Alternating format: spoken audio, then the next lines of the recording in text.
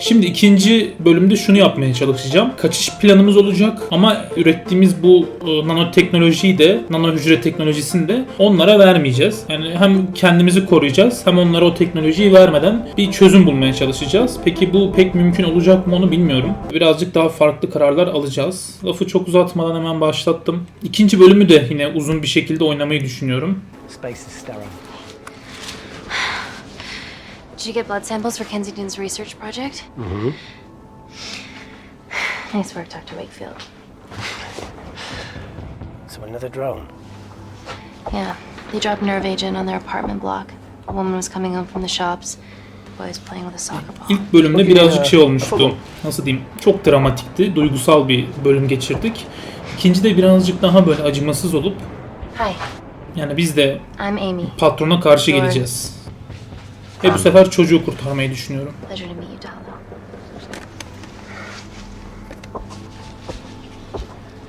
Are you gonna hurt me?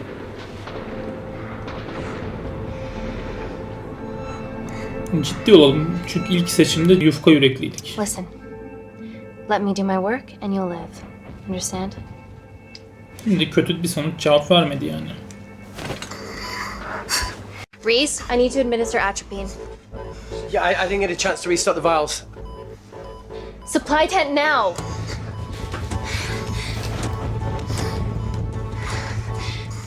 It's okay. Tell him, it's okay. Atropine injections worked on everyone I treated in Syria. Okay? You're alright. You're alright. What's your name? Dima, we're not safe here.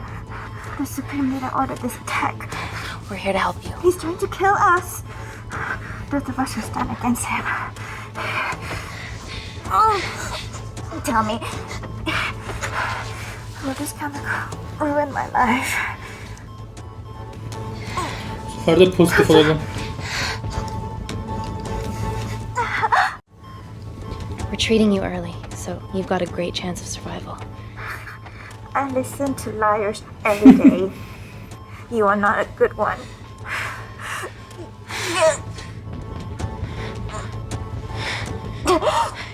Bildiğin yalan söylüyor aslında. Biraz sonra kadını kurtarmayacağız yani.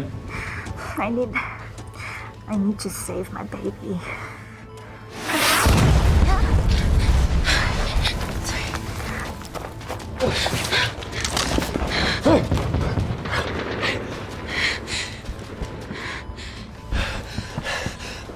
The supply tent's been depleted. There's only one vial left.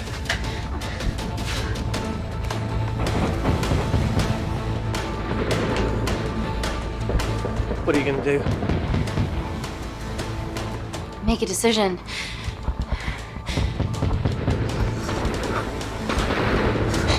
Talo'yu kurtarıyoruz abi. Duygusallığa yer yok ikinci bölümde. Talo, give me your arm. Talo, please. You have to trust me, okay? This will save your life.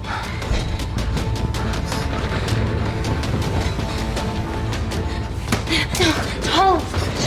Al işte. Al işte abi Talo. Reese, how do I save them? Reese! Reese! Abi çocuk kendi kaşındı yani sonuçta senin yapabileceğin bir şey yok.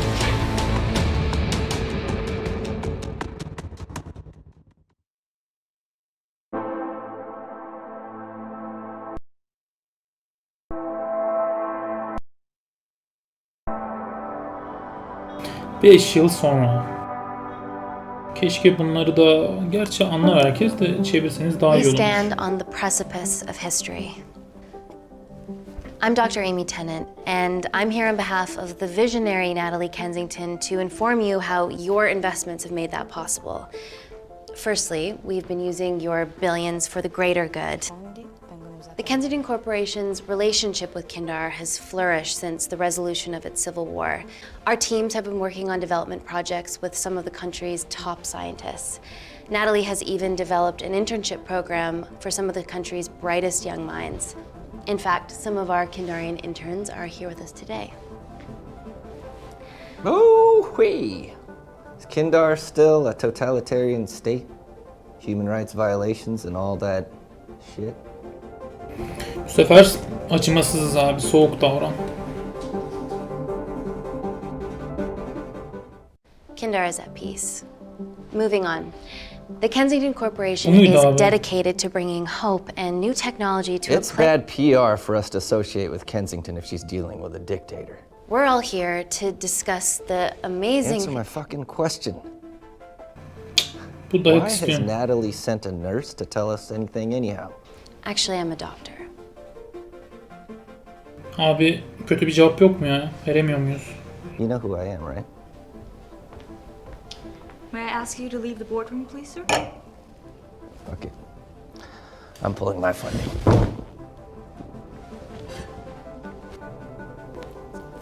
Öyle gidersin işte. Always a bit of a risk serving free champagne. Güzel. Bu son daha güzel oldu ama birazcık.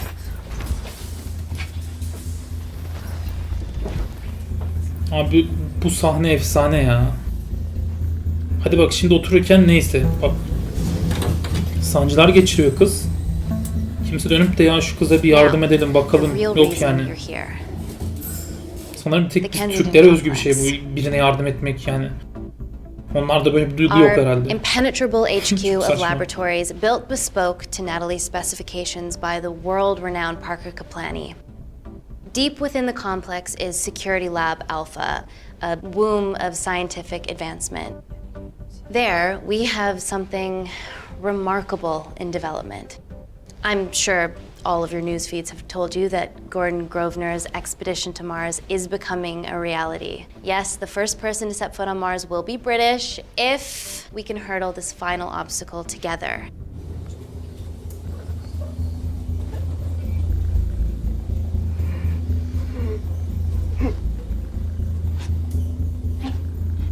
Hey. Are you okay? Yeah, rough night. Don't do drugs, Kay. We can't fit a hospital on a 10-ton Mars lander. How do we get around this? Nanocells. Stem cells interwoven with nanotech. Once inside a host, they migrate to the site of injury. There, they regrow bone and generate extra blood to help catalyze the healing process. Tiny magic bullets. Evet gördüğünüz üzere bayağı bir What's your magic problem? bullets.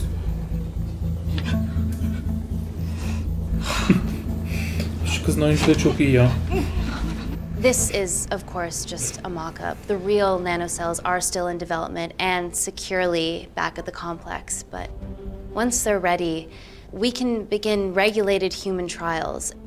Having treated victims of chemical attacks all over the world, I know that nanocells could be miracle tech.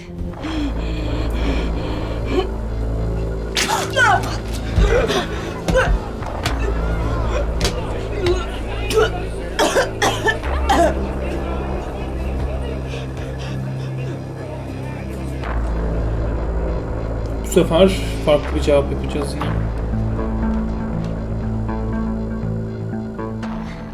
Amy, you're needed urgently. Acımasız ol abi. I have some serious concerns about this. Likewise. Before my employer invests any more capital, she wants some answers. Amy, it really can't wait. Daha çok soru al. We need to get you to the car now. Yes, absolutely. What are your questions? What's the catch of this miracle tech? You've made it in a lab, so is it radioactive or what? What about privacy laws? Are they trackable? Don't worry, we're talking about genetic reprogramming here, so nothing artificial or unnatural would ever go into our consumers' bodies. Niente di naturale o artificiale, quindi non ce n'è bisogno. Amy, please, we need you now. Daha çok soru al. Gitmeyeceğiz abi. Yes. We need proper assurances about these nanocells, Dr. Tennant. Fancy presentations are nice, but I've yet to see a return on investment.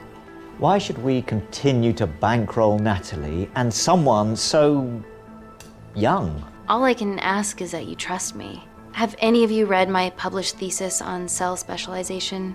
Maybe you've seen some of my speeches to the UN on microbiological solutions to future epidemics? Natalie appointed me as head of biotechnology because this is my life, and I will deliver. Amy, Natalie is insisting.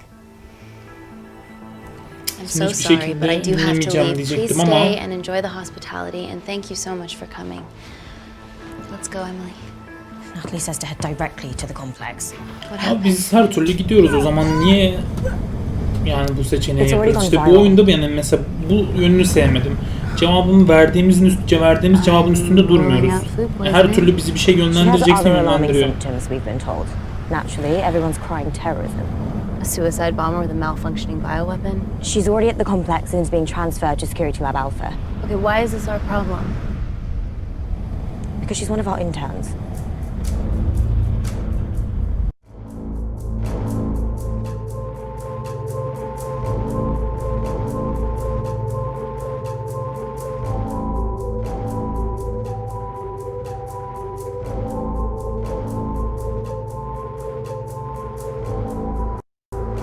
Burada da yine farklı bir cevapla ilerleyeceğiz.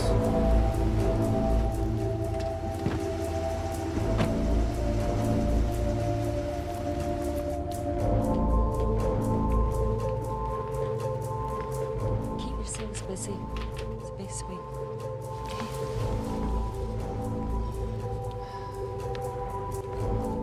Bodies of our renegade. Well, the prospect of losing a friend. O sahneyi görmedik. Bundan önce bir sahne daha vardı birinci bölümde. Geç gittiğimiz için o sahneyi görmedik. Time to roll back the years. You can say that again.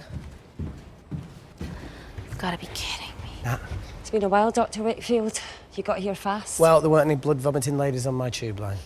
Reese Wakefield. Hug. Let's walk and talk.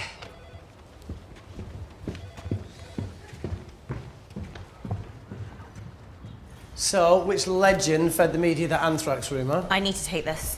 Was it her? So, do we have a name yet? Claire Mahek, she's one of us. Inside job. Now, she must be acting alone. Why else would she take the tube? Well, Uber doesn't offer a getaway car service yet, so... Look, if we considered the hysteria might actually be valid. What, terrorism? I highly doubt it. Perceptive as ever. Hey, Amy, look. I promise I didn't know you still worked here. If I did, I would have... Stayed away? Yeah, I'm sure. Look. Why are you skydiving? Or bungee jumping, or whatever it is that you were up to? Because I'm passing through London. I checked my Twitter feed this morning, so something I could help with. Bence oyunculukları iyi ya, yani kadının da iyi, adamın da iyi. Mesela She'siz Red oynayanlar vardır belki. Cidden çok kötü oyunculuklardan ya. Bir tek belki kadın birazcık götürüyordu ama diğerlerinin hepsi çok yapmacık oynuyordu. Bunlar daha iyi oynuyor. Normal bir yabancı dizi setinden gelme gibi oynuyorlar yani şu. You didn't want to run this by me? Two lifesavers are better than one. Reese Wakefield is a deserter. I know he's let us down in the past, but people change. Emily did due diligence too. Come on. Hey, guys, can I just have 5 minutes? Just need to use the gents. Tamam, bu sefer tuvalete gitmiyoruz abi. Natalie'yi takip edelim. Please?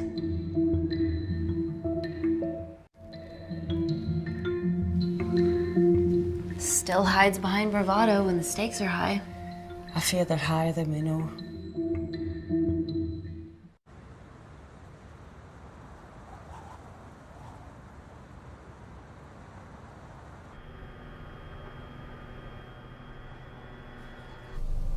From your assistants down at Security Lab Alpha. You should see the other guy. Security Lab Alpha.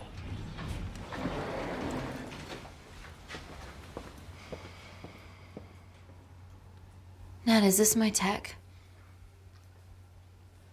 Yes. How? I mean, nothing leaves or enters the lab without us knowing about it. Emily and I will get to the bottom of that. You just get the nanocells, otherwise our life's work's gone. All of the nanocells are inside of her? It was a master batch. No duplicates were made. Good luck. Lan şu kadının sonunu görmek istiyorum abi. Sadece şu kadının var ya. Neyse, eğer ilk bölüm izlemeyenler varsa çok da spoiler vermek istemiyorum. O yüzden Serious about your fashion. Yeah, no more frumpy hazmat suits. Pressure suits. You'll see. All right. abi geçen bölümde yanında giyinmiştik adamın. Kabinde giyineceğiz şimdi. Yani bir sonuca bir etki edeceklerini zannetmiyorum bu küçük sahnelerin.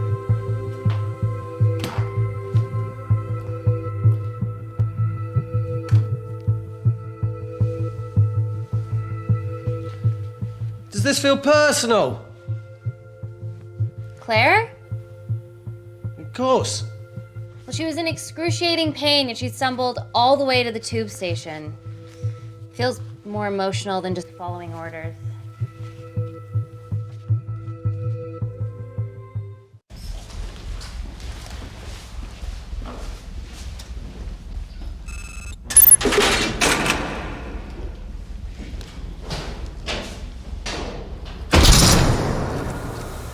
We're going into space.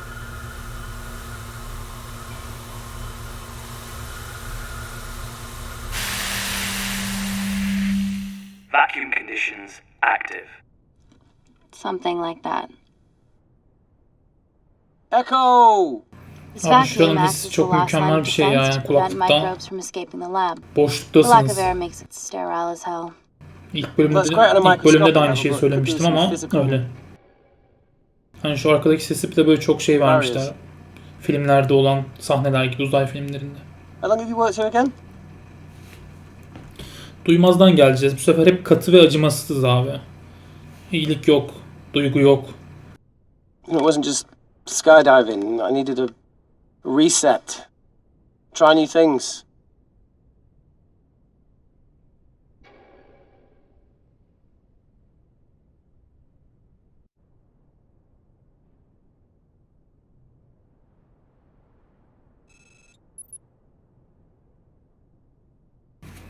Aklıma başka saçma bir detay takıldı. Biraz sonra onu da söyleyeceğim, şimdi değil de.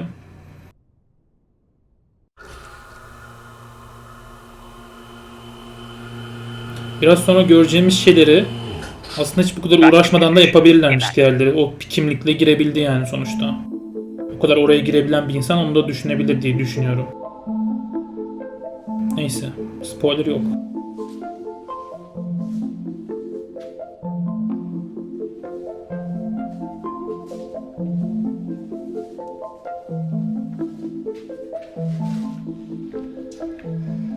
Dr. Thomas Malkin, Dr. Everly North. This is Dr. Reese Wakefield. He'll be assisting us today. Cool ponytail. Let me take you to her. Feels like we're at the centre of those dolls that go inside each other. Matryoshka dolls. Yeah. Russian, aren't they? So what's your story then, Malkin? I've wanted to assist Dr. Tennant since I saw a talk at the Plains Summit about the extracellular matrix and lattice in stem cells.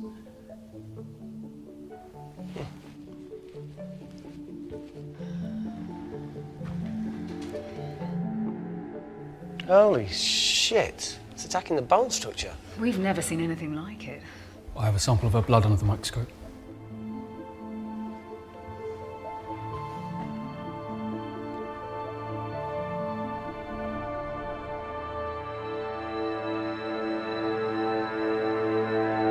Benim teknolojim.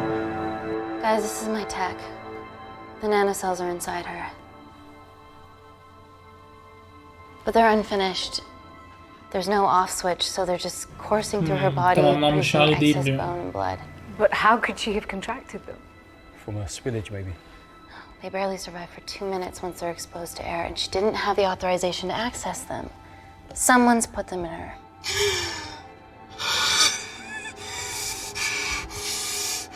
No. Leave it in, Claire. You need it. Feels fucking weird. You a terrorist? Would be a terrible one if I was. I did this for Mina. What's MENA? Terrorist organisation. Will you stop that, please? Look, how many times have we seen a lone wolf release pathogens into the air? Nanocells aren't airborne. They can only be transferred via blood-to-blood contact. Answer call. Bioterrorism suspect named as Claire Mahek, a Kandarian intern at Kensington. TV off.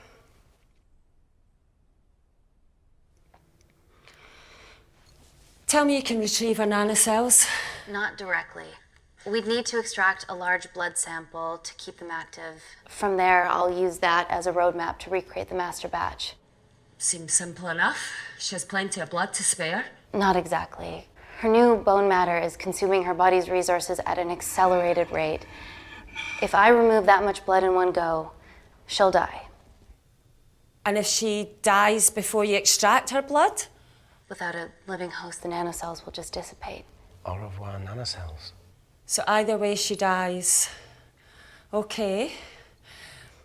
Amy, we're going to have to go for the option where we retain our asset. Evet, bu sefer acımasızız abi. O yüzden alırım yani. Kanını da alacağım. Hiç What should we do, Doctor? uzatmayacağım. Set up for a full blood diagnostic. There has to be a way to get the nanocells out of her safely. Ama burada bize işte soru sormuyor mesela. Burada bize soru sorması gerekiyordu abi. Nasıl yapalım, ne direkt alalım mı yoksa düzgün bir şekilde mi halledelim diye. Dr. Tennant. Yani önemli kararlarda bize sormuyor. Belli bir hikayenin akışını bozmak istememişler. Yani bu hikayenin uzun kalması için olabilir ama yine de bence buralarda da soru olması gerekiyor.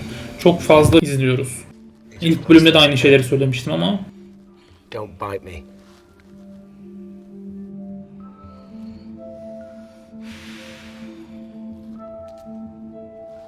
Mesela burada bakın şimdi göreceksiniz. Mesela Sorry. bu adama değil de başka birine de aldırabilmemiz gerekiyordu bence. Don't go anywhere. O yüzden bazı şeyleri biz hiçbir şekilde değiştiremiyoruz.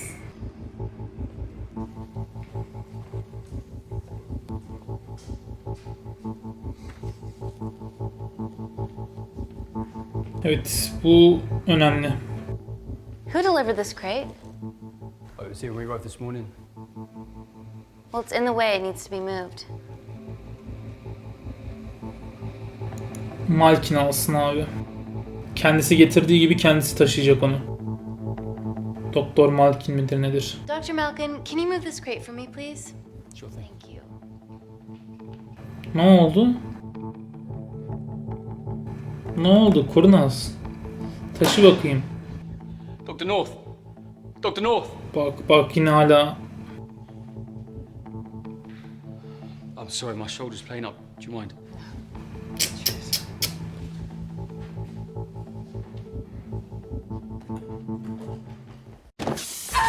Oh my God!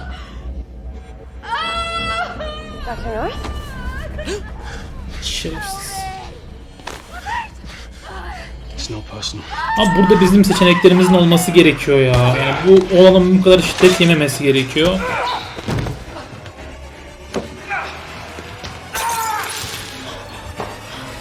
Buralarda biz karar veremiyoruz. O üzücü. Yani belli bir akış varsa o ilerliyor sen ne yaparsan ya.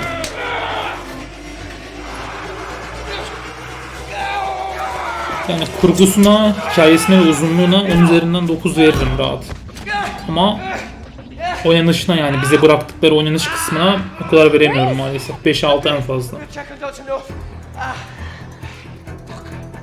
Reis'le ilgilenmiştik ilk bölümde. Bu sefer North'la ilgileneceğiz abi. Belki yaşayabilir. Dr. North? Dr. North, have some meat.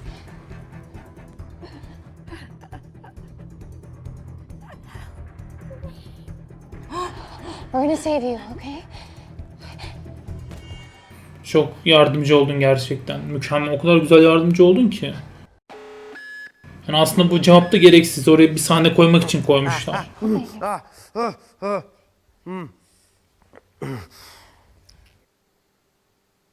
I knew there was something off about Malkin. What kind of a scientist has a fucking ponytail? Oh, thank you. You're fine. Is Claire all right?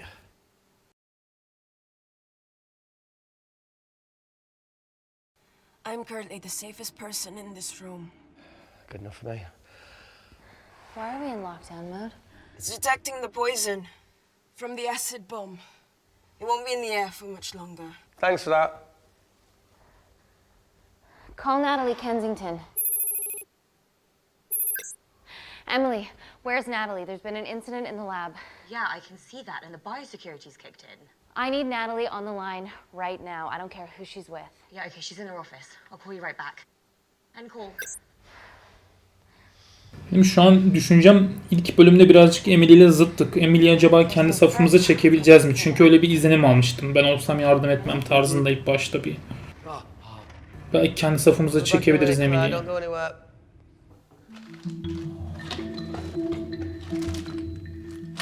What the fuck?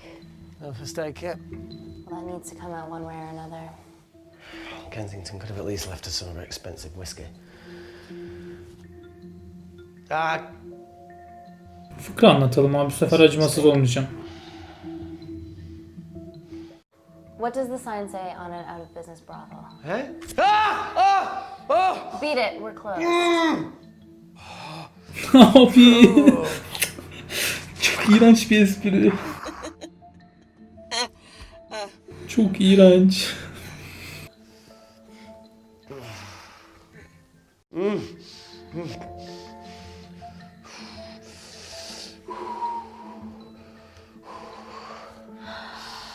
I have to clean this wound. No, it'll be fine. We've got bigger fish to fry. Bence de öyle yani. Artık şu basit şeyleri Did you hear that? soru diye keşke bize koymasalarmış yani. Sesi araştır.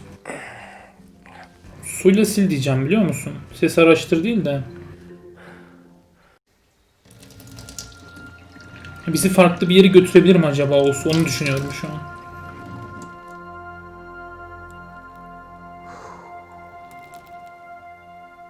Hayır. Clean it properly when we get up here.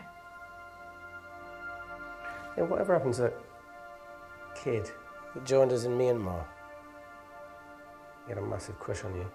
Paul. Pervy Paul, that's the one. Did he stay long after I left?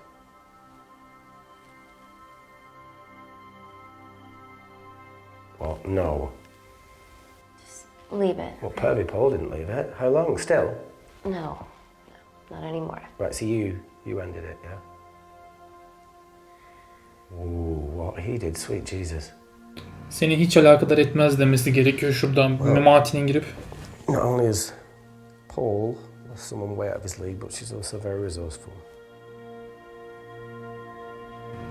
Yani diplomatik diyeceğim ya. It was Sonuçta a relationship that ran its course. We're both really important parts of each other's lives, and nothing will ever change that. Mature way to look at it. Yeah. I spent my whole life growing up fast. So.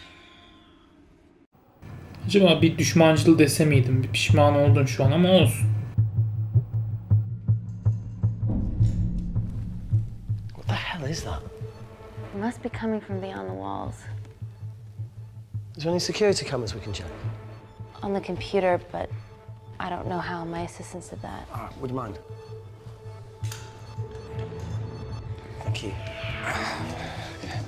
Ben de böyle izlememiş gibi ilk bölümde sanki buraları öyle izliyorum şu an. Right, got it. These are the security cameras in the void.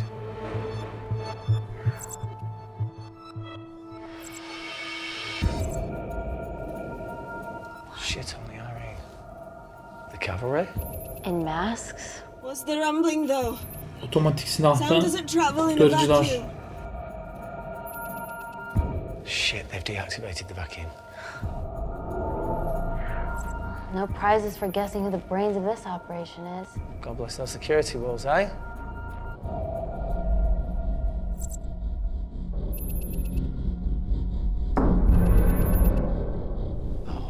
This is impossible.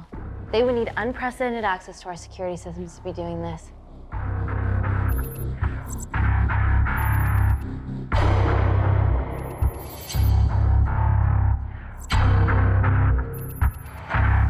Windows'u gördük.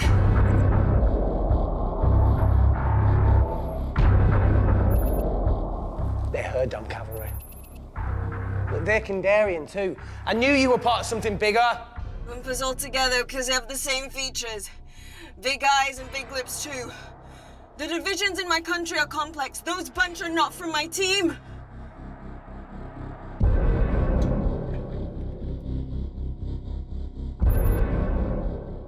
And now they're fucking with us. Answer call. Amy, what's going on down there? You've been infiltrated, Kensington. Dr. Malcolm was a plant. Thanks to him, Dr. North is dead, and so are my dreams of becoming a professional footballer. But you killed Malkin. Yeah, how'd you know that? Emily checked security footage from the lab. I mean, does privacy even exist around here? There are 3 masked intruders in the void, and they're armed. They've deactivated the vacuum and bypassed the security wall. I'm still alive. Make sure she knows that. Biosecurity is still enabled, so you are safe no matter what. Tek saçma kısım şu. 3 kişi aşağıda buraya girmeye çalışıyor. 3 farklı insan. Sizin hiç mi kendi güvenliğiniz yok? Yani kocaman şirketsiniz. İsteseniz 30-40 tane adam sokamaz mısınız oraya? It must be detecting something else. The safety of London is paramount. We can't risk a bug getting into the city. Amy, you need to extract Claire's blood, especially if the intruders have come for her. The nanocells cannot fall into the wrong hands. Well, there's an easy way to prevent that. We smoke Claire. No! End call. Wow. Still can't keep your cool under pressure. She's responsible for this. That makes no sense. We're her only hope at retrieving the nanocells. Yeah, she's going to let us extract the nanocells and then kill us by gunfire. Wow. Bleak much? All right, look, Parker Kaplani designed this lab, right? Do you think he built an escape route, a back door, anything? I don't know. We'd have to ask him ourselves. Yoo-hoo. What now, Claire? Can you move the dead people?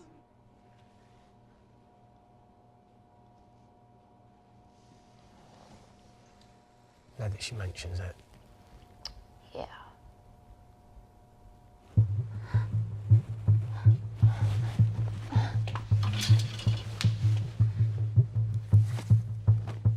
Okay. How about this one? Enough with the Natalie theories. Remember those new skills I was telling you about? Well, advanced computing is one of them. Programming, coding. Hacking? I prefer the term unsolicited browsing. Yeah, no, sorry. Hacking is better. Look, I know you two are besties, but I find Natalie a bit... Biraz mı? Let's access her camera. Give her a little listen. Is this how scientists get killed, you know? Mesela burada reddetsem mi acaba ya? Çünkü bir önceki bölümde, yani ilk bölümde takip etmedik abi. Takip ettik pardon konuşmalarını. Ama ben mesela büyük ihtimal reddetsem de yine izleyeceğiz biz bunları. Öyle düşünüyorum çünkü... Hadi öyle yapalım bu sefer. Kabul etmeyeceğim.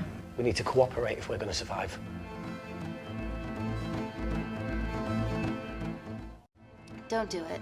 We should be looking for a way out, not spying on other people. Hadi bakalım. Let's get the scoop on those intruders.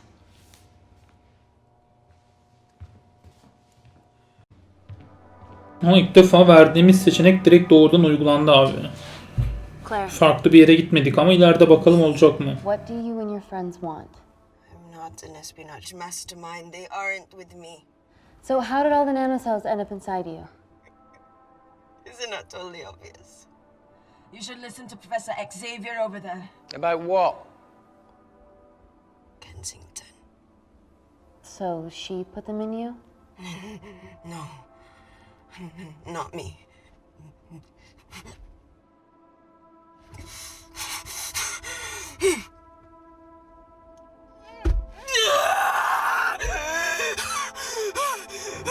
Morfin verelim abi bu sefer. Arada bir böyle iyimserliğim tutuyor.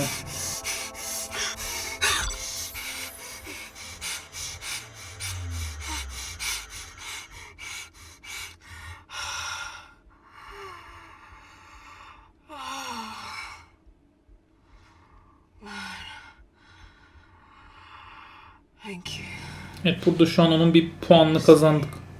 How long have you been at the complex? A year.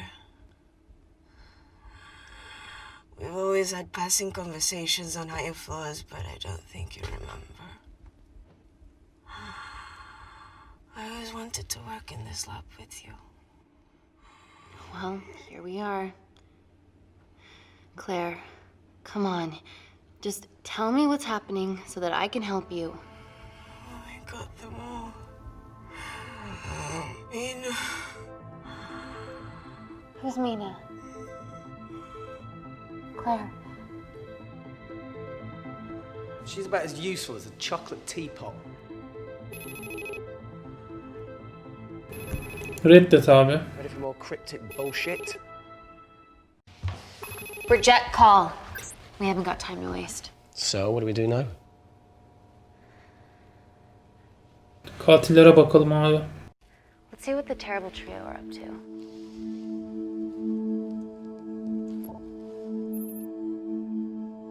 Evet, şu an birazcık daha farklı ilerliyoruz.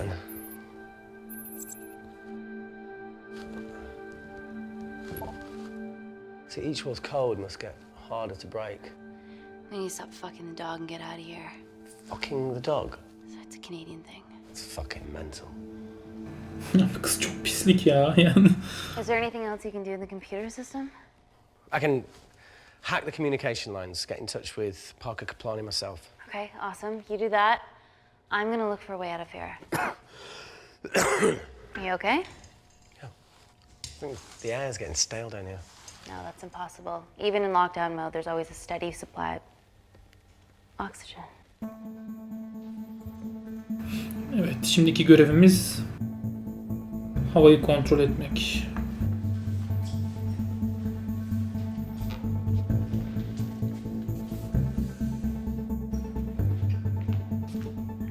Lost something? Welcome back, Sleeping Beauty. I need something to get me past that vent cover.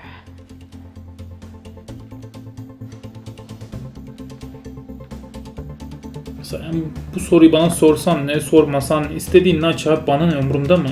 Hadi al senin için bu sefer de kaba diyeceğim. Yani bizi farklı bir yere götürecekse, çok uç bir yere, tamam okeyim ama açacak yani her türlü o yeri.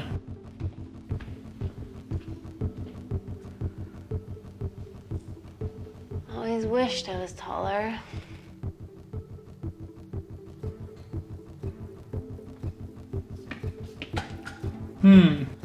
Ondan yardım istemiyorum yani.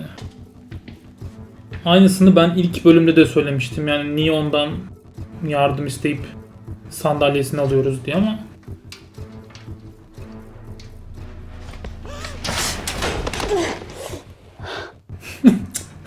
abi keşke bunu yapmasaydık ya. Kol kırıldı sanırım kızın. Oh, it's quite cute, matching wounds. I mean, mine says slightly more impressive. Mine put both of yours to shame. I hate her.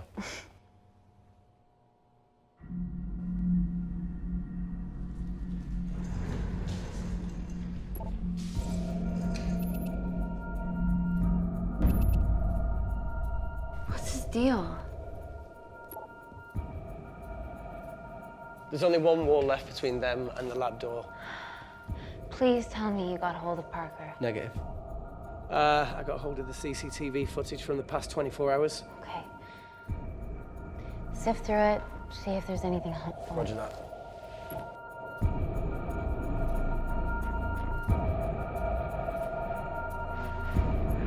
Kadına yazık oldu ya. Her türlü senaryoda ölüyor yani. Başka yolu yok. Onu düşündüm. Acaba ilk bölümdeki hani ölenleri kurtarabilir miyiz gibisinden ama Claire got access to the lab? o senaryoda her türlü ölüyorlar yani. Is that your master batch? How did she get that level of clearance on her ID card? Wait, what, you injected yourself? Why didn't the lab shut down? The nanocells need time to diffuse in the bloodstream. I was able to get out of the complex before feeling the effects. What the fuck is she doing in the storeroom?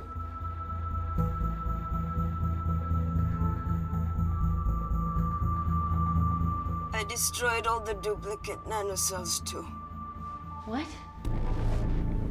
I didn't authorize any duplicates to be made. So you were just stealing the master batch for employers to replicate? Who? Who was it? Was it the Russians? No, I was heading to MI6. Oh, fucking impeccable timing as always. MI6? Why were you taking them there, Claire? Let's go! Parker. We got a hold of Parker. Half true. I was already en route. I get alerted every time shit hits the fan in one of my labs. We also have the identities of the 3 intruders. Sending them through.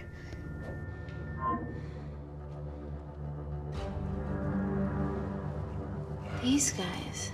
They're from last year's batch of Kindarian interns. Sleepers, like Malkin. Yeah. Guys. There's one security wall between them and us. What have you got? What are our best options, Parker? Hemen o da Malkin'e suç atıyor ya tam. I need 10 more minutes to study these blueprints. That lab was built to contain world-altering alchemy. So excuse me if backdoors weren't part of my thinking. Amy. End call. Reese. What? Do you want to listen to a fucking bullshit about nanocells again? We've got 10 minutes to think without all that shit. İlk telefon konuşmasını açacağım bir dahaki bölümde. Farklı şeyler yapacağım. 3. oyundan. Yani 3 kez herhalde baştan sona bitiririm diye düşünüyorum. Sonrasında artık yapacak bir şey kalmayacaktır herhalde.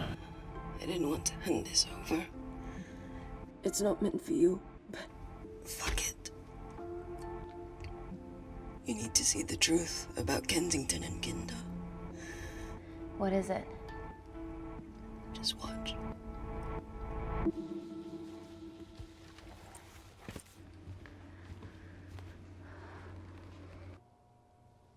Careful, Amy. Always.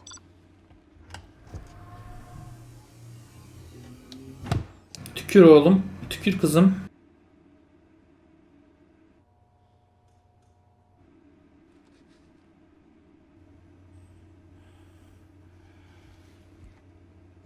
Göster amcana kusmanı. Kanlı. This is really lame. Could you hold my hand? O yapmadı bu sefer. Demek ki ilk başta verdiğimiz morfin bizi farklı bir ilişkiye sürüklemiş oldu. Ama bakalım yapacak mı?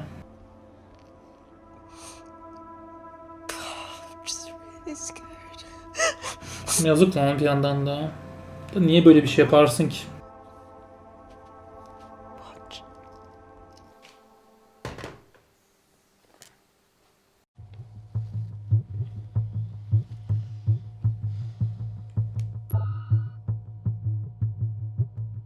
Two files. Kensington and Picnic. Bu sefer piknikten başlayalım. And you want to watch? Piknik. Look! You've forgotten the wine but remembered your phone. Typical.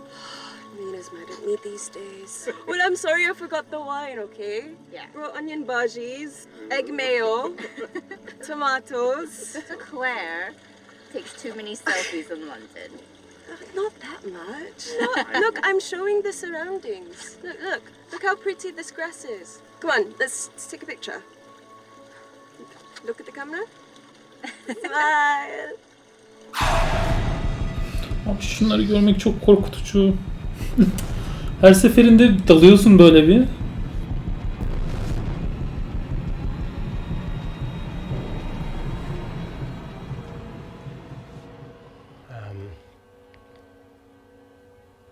think my mind's concluding the same thing as yours. So, do you really Play it, want to watch that? please.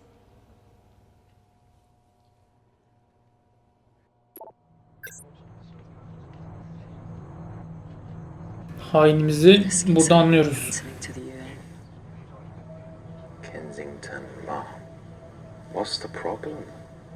We quashed uprising villages, and you got human trials to assess your technology. 2 birds, 1 stone. But 3 whole villages. Your scientists need not know how the data was acquired. The Supreme Leader is a man of discretion. We trust you are the same.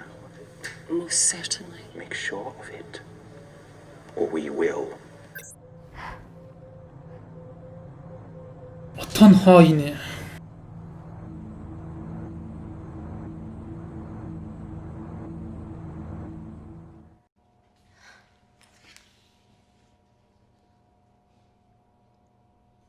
Oyunculukları iyi abi. En azından şu iki karakterin oyunculuğu iyi.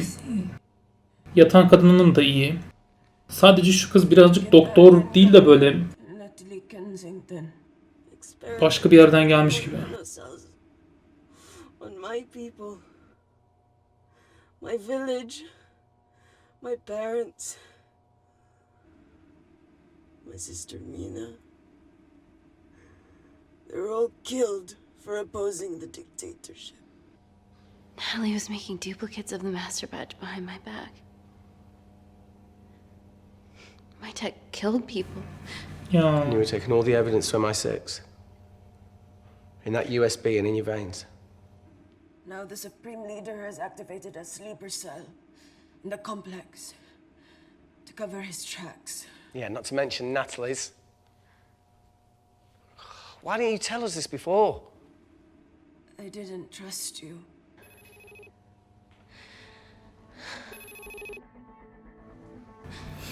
Çağrı'yı atlayalım abi.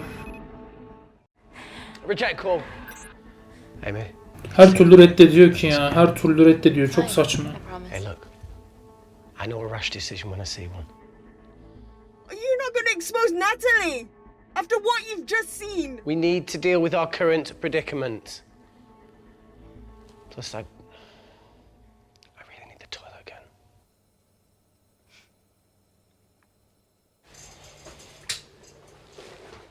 Would you believe this isn't the weirdest place I've taken a shit? Do you need me to stay and help you? No, you're fine, you're spared. I'll be sitting outside. Okay. Hey, if we get out of here, will you quit like you said? Pass. I never thought I'd have to answer that question. No, you'll do the right thing, you always do. A habit I wish I had. Well, it might have rubbed off on you if you'd stuck around. Why'd you leave, Reese? Keşke şey yapsalar daha güzel olabilirdi. Hem reisi hem de kadını Amy'yi ikisini birden yönetebilseydik böyle verdiği cevaplardan. Daha hoş olabilirmiş. Çünkü ikisi de ana karakterimiz gibi bir şey yani. Too much for me. Coward isn't the man for you anyway. That wasn't your call to make. We were a team. Hindsight's a bitch, eh? Heard of Mr. Cracking Fortnite in Eritrea. Where can I sign up for this war-torn world tour you guys were on? Bitirince konuştu diye. You said enough, Claire. Tenant, I am finished and decent. You may remove me from my throne.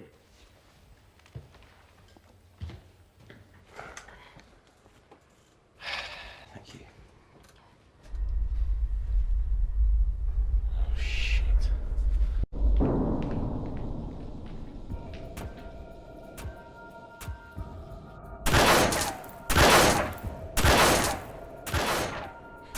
They're going to shoot their way in. Their bullets won't dent these doors. They were built to withstand much more than that. The Void's last resort defense mechanism is the kicker. When it detects a rogue pathogen, it generates a white heat flash to eliminate the threat.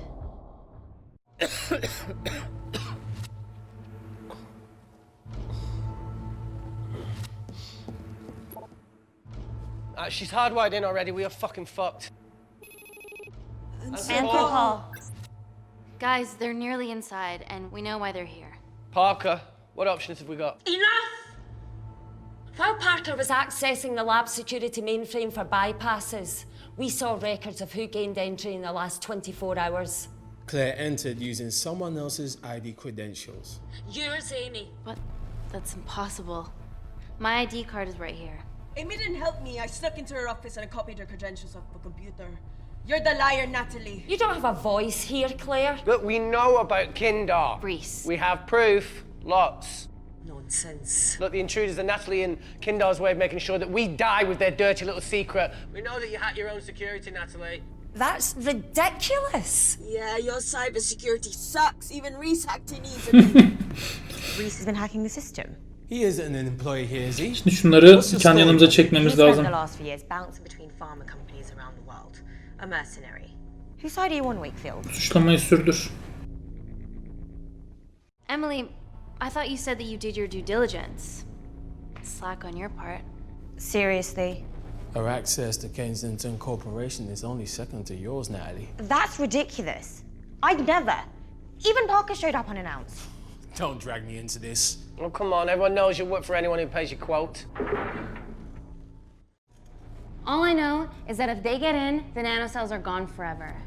Natalie, please. We aren't the traitors. Help us, stall them, do anything.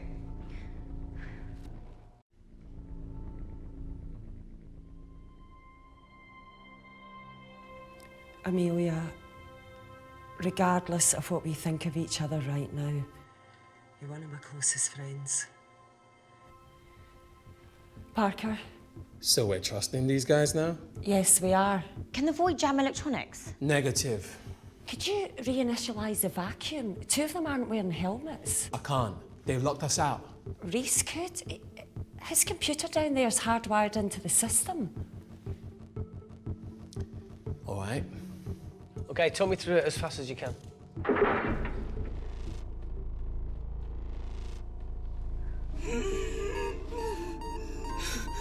Help, Amy! Help! Help! Kapıya gitsem.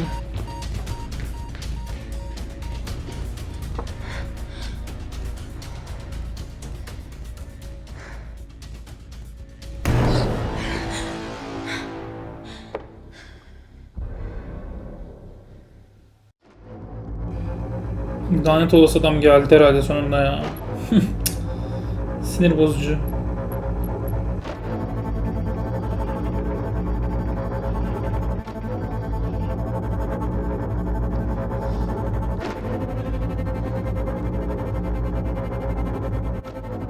Did Parker tell you how to turn the vacuum back on? He did.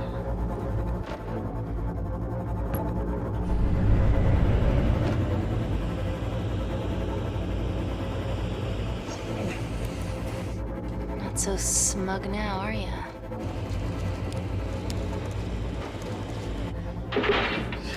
We're not out of the woods yet. All right, they're still unlocking the door. One down, two to go.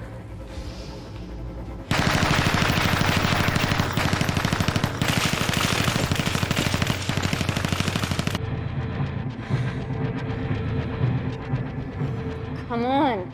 Suffocate, you bastards.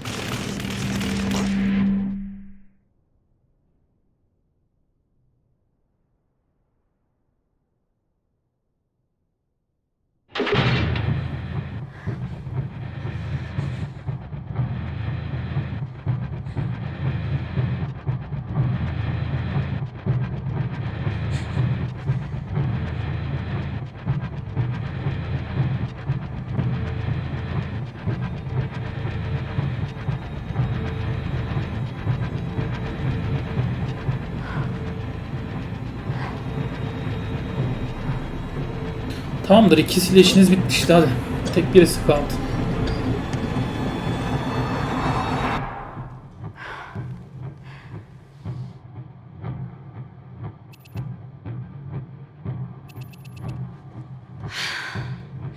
Call Natalie Kensington.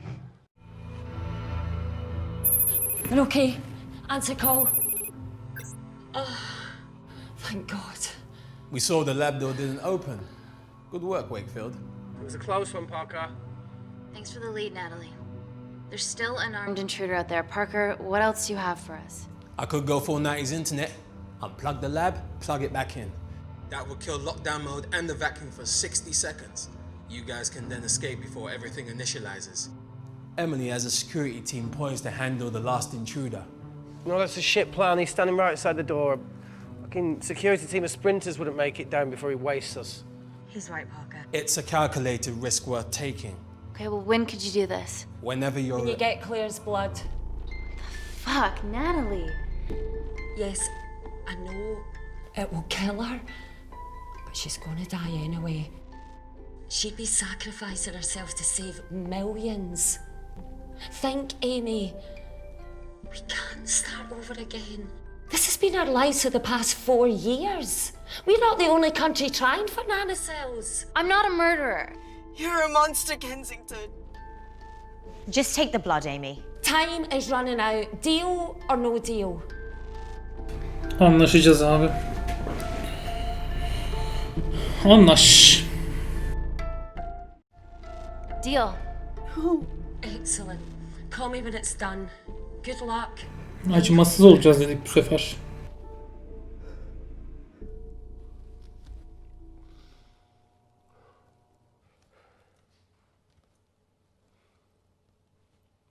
What else could I say?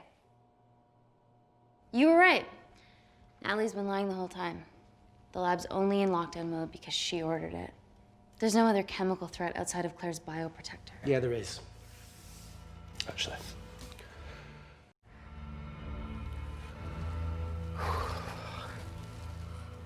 How? Should have brushed up on my needle handling.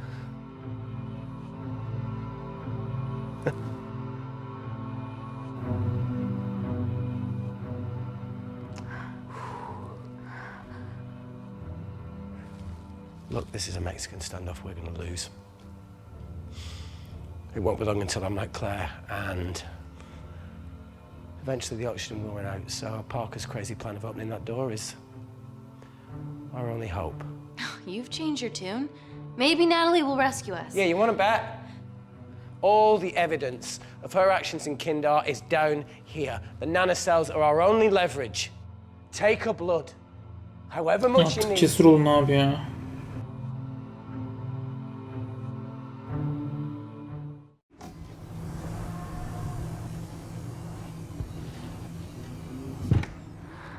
Claire, please give me your arm.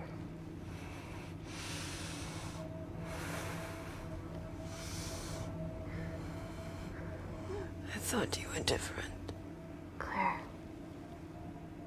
Your arm. Fuck you.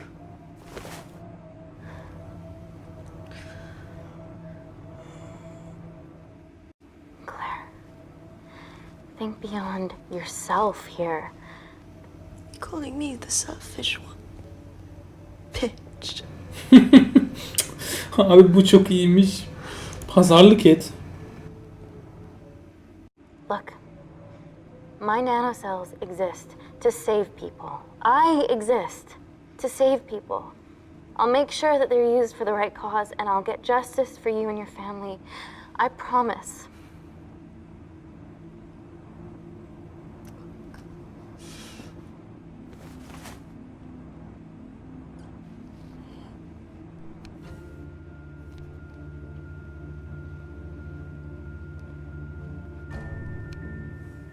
Stop!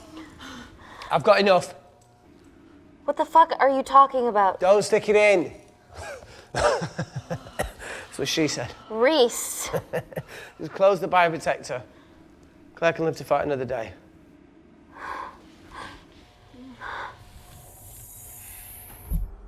It's about time I contributed an escape plan. What?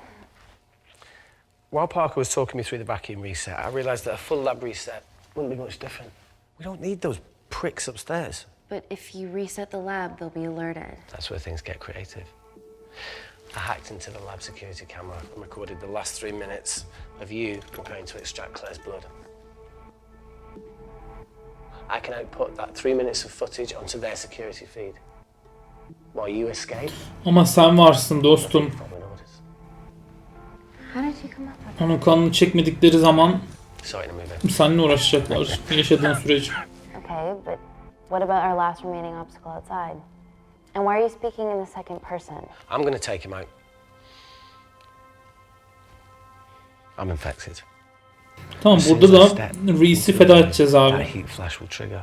Reese, you've lost it. If I die in here, lockdown mode ends and he gets in. If I die out there, so does he, and you have a chance. I've been the weak link. It's time to become an asset. Kabul et abi, duygusal olmayacağım bu Take sefer. Claire, run, and save her. Tamam.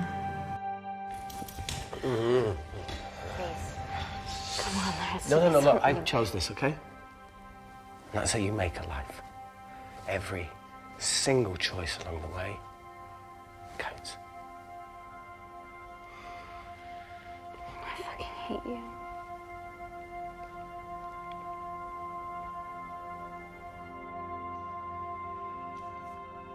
You know, I went back to that beach. Bu sefer hikayesi ne olacak? İkisini de kurtaramadı. To face it. Taro and Dima. And I think maybe if I hadn't lost my shit, then we could have saved one of them.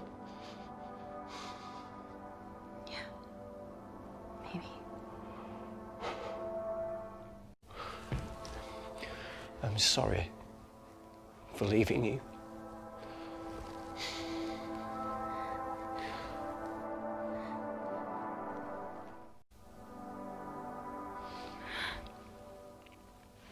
I'll never forgive myself for what's happened to you.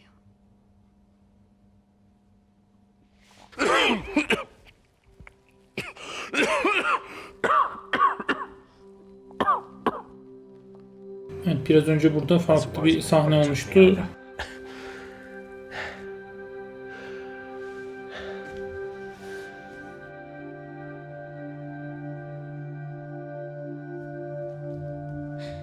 Biz orada Eliz'i niye gösteriyor? What is it, Claire? Switch places with me, Reese.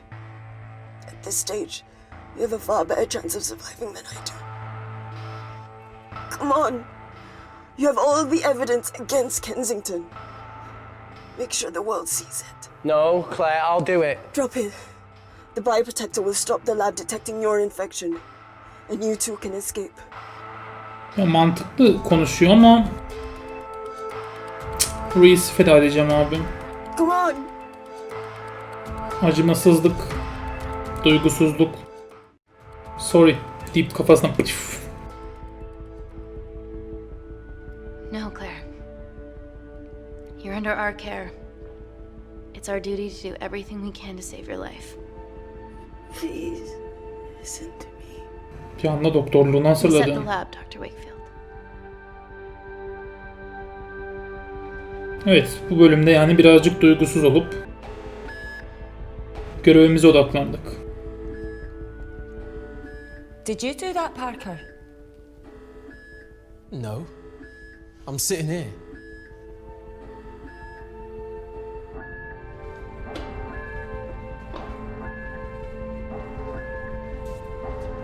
Chemical threat detected.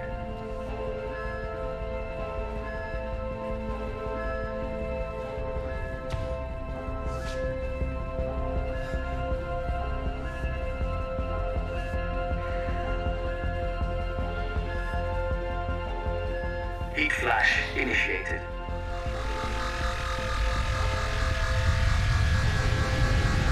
Abi acıdım be. Yapmasam mıydık acaba diye düşündüm.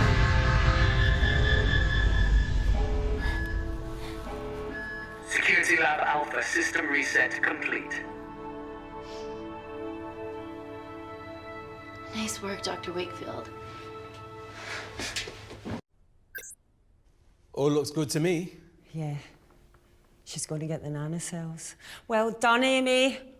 I wouldn't have. Tam alçak kadın ya. What was that? Nothing. İşte burada Emily'yi kandırabilirsek eğer bir şekilde. 3 minutes.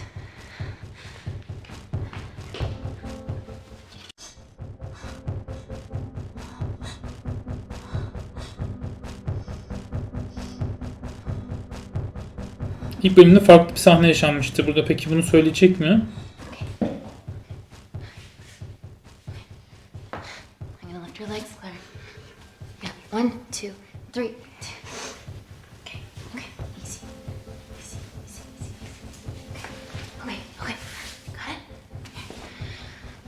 gonna change back into my clothes too. This lab suit will draw too much attention.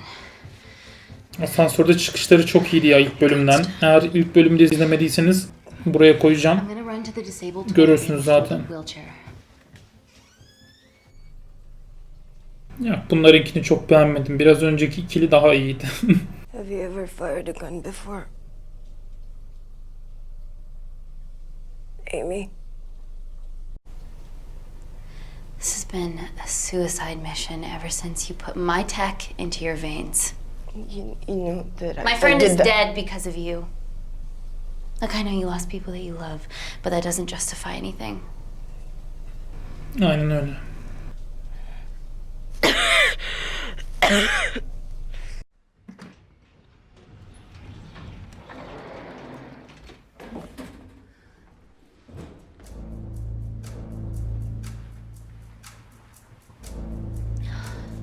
Emily wasn't bluffing about the security team.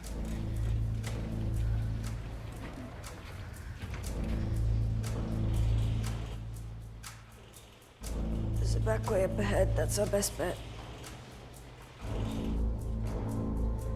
Natalie's office is up there. Ofise gireceğim abi bu She sefer. has to pay for what she's done. No, that's for MI6 to do. Yeah, because escaping really worked it well for you last time. Aha geldi kendisi zaten. What the fuck?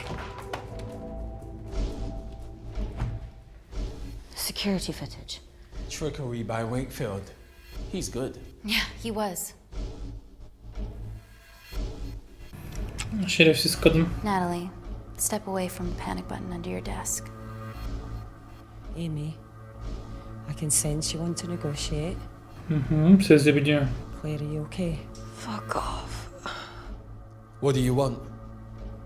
For someone to be accountable for all this. Ya bir basamadım ki. Whoa. Amy, what are you doing? Amy. Dr. Malkin and the 3 interns were sleepers, activated by the Kandarian government.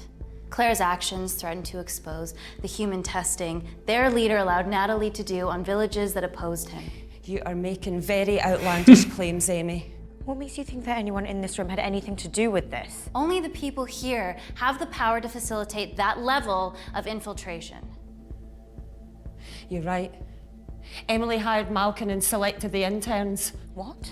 How can you question my loyalty? I went to Kindar to cover your tracks. Admit it. Sonunda. Claire, I did a deal with Kindar. I'm ashamed, but it was all in the name of this miracle tech. Can't you see that? Hadi. Behind all of this. Kill her. Why are you discounting Claire? Maybe she paid us all in the name of her supreme leader. More likely the Supreme Leader has bought you, Parker. Abi şu an benim bile kafam allak bullak oldu. Hangisini... You did hire Malkin. You're the one that's you're the one that's hired Malkin. This ends here. Natalie abi. Natalie. Bu sonu istiyorum. Bu sonu, acımasızlığımın sonu bu olmalı. Goodbye. I'm sorry, Natalie, you deserve this. Yes.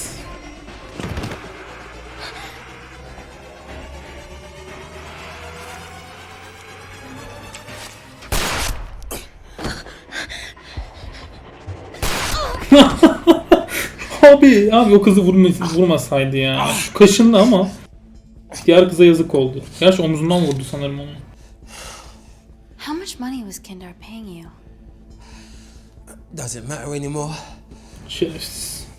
Bu da satmış. Köpek. Hain.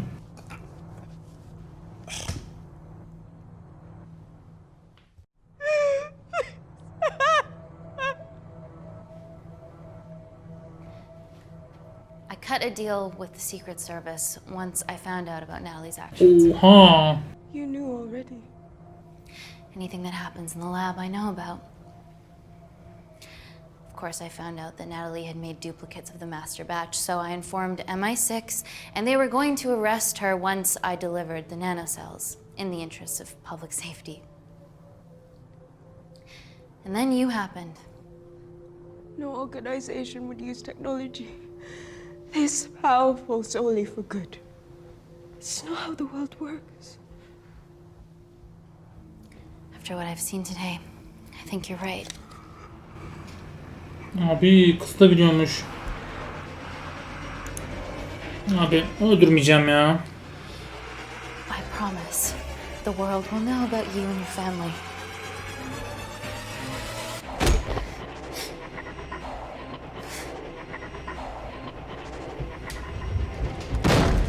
Don't shoot! Don't shoot! Don't shoot. I'm with MI6. I'm gonna grab my identification. See? I have evidence Natalie Kensington committed human rights violations in Kindar. Okay, arrest me, do whatever, just make sure the authorities see this.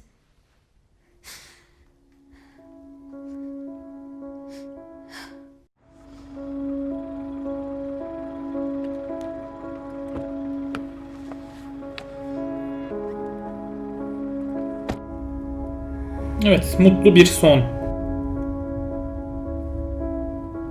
Bunu hak etti.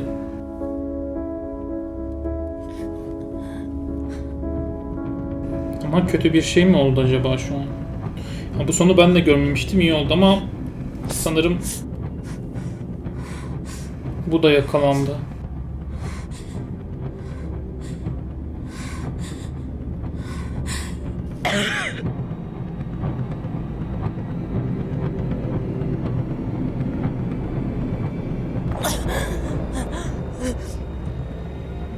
Abi o kadarcık nokta kadar dokunuştan da bilmiyorum ya.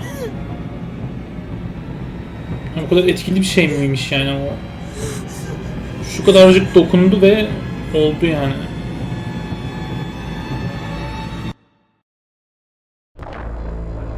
Tam kız hak etti dedik. Yine birazcık acımasızca oldu yani. Sonunda yine karakterimizin başına bir şey geldi.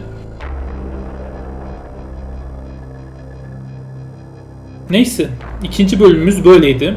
Birazcık acımasız olduk, acımasız rolünü oynadık. Ama ne yapacağız dedik, M6 ile anlaşmışlar. Tabi oraları daha sonradan öğrendik. Güzel bir ayrıntı oldu.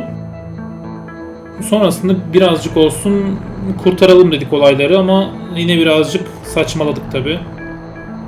Ama en azından Natalie'yi öldürdük. Yani öldürünce birazcık her şey ortaya çıktı yani, pürüzler. Güzeldi yani. Ama işte dediğim gibi sadece bizi son kısımlarda birazcık yaptığımız seçeneklere göre yönlendiriyor. Başlarda ve ortalarda hep aynı belli bir kurguyla gidiyorsunuz. Evet, oyuna bir devam edelim çünkü puanımızı görmek istiyorum. Neleri açmışız.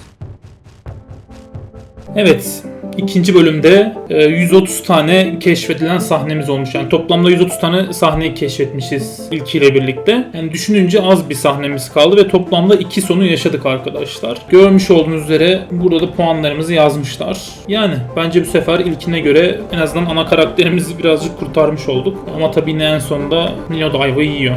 İkinci bölümden de bu kadardı arkadaşlar. Görüşmek üzere, hoşça kalın.